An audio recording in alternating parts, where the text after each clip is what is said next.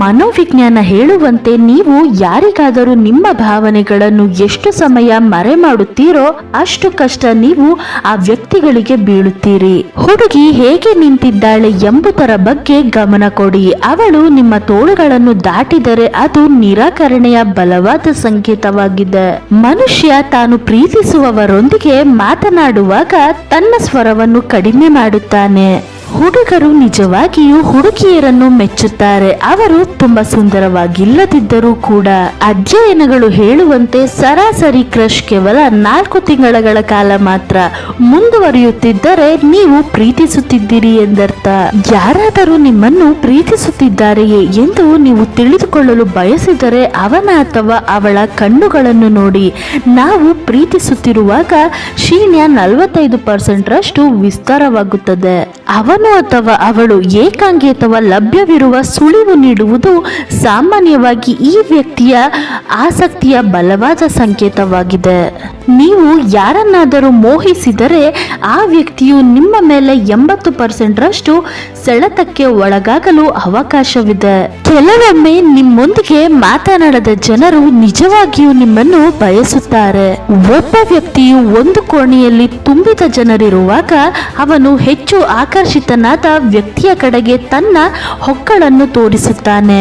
ಪುರುಷರು ತಮ್ಮನ್ನು ತಾವು ಉತ್ತಮರಾಗಿ ಕಾಣಿಸುವಂತೆ ಸುಳ್ಳು ಹೇಳುತ್ತಾರೆ.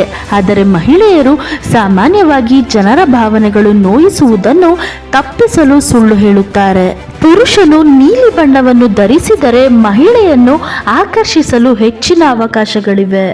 ಯಾರಾದರೂ ನಿಮ್ಮನ್ನು ಇಷ್ಟಪಟ್ಟರೆ ಅವರು ನಿಮ್ಮ ಬಗ್ಗೆ ಕಲಿಯಲು ಒಲವು ತೋರುತ್ತಾರೆ ಮತ್ತು ಅವರು ಮಾಡದಿದ್ದರೆ ನಿಮ್ಮಿಂದ ದೂರ ಇರಲು ಬಯಸುತ್ತಾರೆ. ಜೀವನದಲ್ಲಿ ತುಂಬಾ ಯಾರಿಗೂ ಮಹತ್ವವನ್ನು ಕೊಡಬೇಡಿ, ಏಕೆಂದರೆ ಸಮಯ ಬಂದಾಗ ಅವರು ನಿಮಗಿರುವ ಮಹತ್ವವನ್ನು ಮರೆತು ಬಿಡುತ್ತಾರೆ. ನಾವು ಯಾರನ್ನು ತುಂಬಾ ಇಷ್ಟಪಡುತ್ತೇವೆಯೋ ಅವರ ಕೋಪವನ್ನು ನಾವು ಸಹಿಸಿಕೊಳ್ಳಬೇಕಾಗುತ್ತದೆ. ಬಟ್ಟೆ ಮತ್ತು ಮುಖ ಯಾವಾಗಲೂ ಸುಳ್ಳು ಹೇಳುತ್ತದೆ, ಆದರೆ ಮನುಷ್ಯನ ನಿಜವಾದ ಸ್ವಭಾವವನ್ನು ಅವನ ಸಮಯವು ಹೇಳಿಬಿಡುತ್ತದೆ. ಮನುಷ್ಯ ಇಡೀ ದಿನ ಕೆಲಸ ಮಾಡಿ ಅಷ್ಟು ದಣಿಯುವುದಿಲ್ಲ, ಆದರೆ ಒಂದು ಕ್ಷಣದ ಚಿಂತೆಯಿಂದ ಸುಸ್ತಾಗಿ ಬಿಡುತ್ತಾನೆ. ಜೀವನದಲ್ಲಿ ಯಶಸ್ವಿಯಾಗಬೇಕಾದರೆ ನಾವು ಸಾಗುವ ಹಾದಿಯಲ್ಲಿ ನಿರಾಸೆ ಮತ್ತು ಕಷ್ಟಗಳು ಬಂದೇ ಬರುತ್ತವೆ. ಆದ್ದರಿಂದ ಅವುಗಳಿಂದ ಭಯಭೀತರಾಗಬೇಡಿ. ಯಾರಾದರೂ ನಿಮ್ಮನ್ನು ನೋಡಿ ಉರಿದುಕೊಳ್ಳುತ್ತಿದ್ದರೆ ಇದು ಕರ್ಮವಾಗುತ್ತದೆ. ನೀವು ಅವರನ್ನು ಉರಿಸಿ ಬೂದಿ ಮಾಡಬೇಕು. ಕೆಲವೊಮ್ಮೆ ಕೆಲವು ಸಂಬಂಧಗಳಿಂದ ಹೊರಗೆ ಬಂದು ಬಿಡುವುದೇ ಒಳ್ಳೆಯದು, ಅಹಂಕಾರಕ್ಕೆ ಅಲ್ಲ, ಆತ್ಮಗೌರವಕ್ಕಾಗಿ. ಯಾರು ನಮ್ಮನ್ನು ಗೌರವಿಸುವುದಿಲ್ಲವೋ ಅವರ ಪ್ರೀತಿಗಾಗಿಯೇ ಈ ಹೃದಯ ಹಾತೊರೆಯುತ್ತದೆ. ಮನುಷ್ಯ 2 ವ್ಯಕ್ತಿಗಳಿಂದ ಸೋಲುತ್ತಾನೆ, ಒಂದು ಅವನ ಕುಟುಂಬದಿಂದ ಮತ್ತು ಅವನ ಪ್ರೀತಿಯಿಂದ. ತುಂಬಾ ಪ್ರಾಮಾಣಿಕರು ಆಗಬೇಡಿ. ಜನರು ನಿಮ್ಮನ್ನು ಗುಲಾಮರೆಂದುಕೊಳ್ಳುವಷ್ಟು ಒಳ್ಳೆಯವರಾಗಿ, ಆದರೆ ಪ್ರತಿ ಸಲ ಸಾಬೀತುಪಡಿಸುವ ಪ್ರಯತ್ನ ಮಾಡಬೇಡಿ. ಯಾವಾಗಲೂ ನಮ್ಮವರು ಎನ್ನುವವರು ಮೋಸ ಮಾಡುತ್ತಾರೆ. ತುಂಬಾ ಸಿಹಿಯಾಗಿ ಮಾತನಾಡುವವರು ಬೆನ್ನಿಗೆ ಚೂರಿ ಹಾಕಿ ಬಿಡುತ್ತಾರೆ. ಪುಸ್ತಕದ ಕಾಲದಿಂದ ಹೊರಗೆ ಬಂದಿದ್ದೀವಿ, ಈಗ ಏನಿದ್ರೂ ಜೀವನವೇ ಪಾಠ ಕಲಿಸುತ್ತದೆ.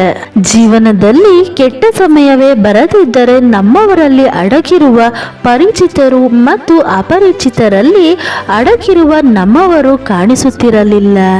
ಒಬ್ಬ ಹುಡುಗ ನಿಮ್ಮನ್ನು ನಿಜವಾಗಿಯೂ ಪ್ರೀತಿಸುತ್ತಿದ್ದರೆ ಅವನಲ್ಲಿ ಈ 2 ಗುಣಗಳು ಖಂಡಿತವಾಗಿಯೂ ಇರುತ್ತದೆ. ಅವನು ನಿಮ್ಮ ಕಣ್ಣಿನ ಭಾಷೆಯನ್ನು ಓದಲು ಪ್ರಯತ್ನಿಸಿರುತ್ತಾನೆ ಮತ್ತು ನೀವು ಇತರ ಹುಡುಗನೊಂದಿಗೆ ಮಾತನಾಡುವಾಗ ಅವನು ಅಸೂಯೆ ಪಡುತ್ತಾನೆ. ಯಾರು ಹೃದಯದಿಂದ ಒಳ್ಳೆಯವರಾಗಿರುತ್ತಾರೋ, ಯಾರು ನಿಮ್ಮನ್ನು ಹೃದಯದಿಂದ ಬಯಸುತ್ತಾರೋ ಅವರು ಎಷ್ಟೇ ಜಗಳವಾಡಿದರೂ ನಿಮ್ಮನ್ನು ಬಿಟ್ಟು ಮಾತ್ರ ಹೋಗುವುದಿಲ್ಲ. Thank you for watching. ಜೈ ಶ್ರೀ ಕೃಷ್ಣ.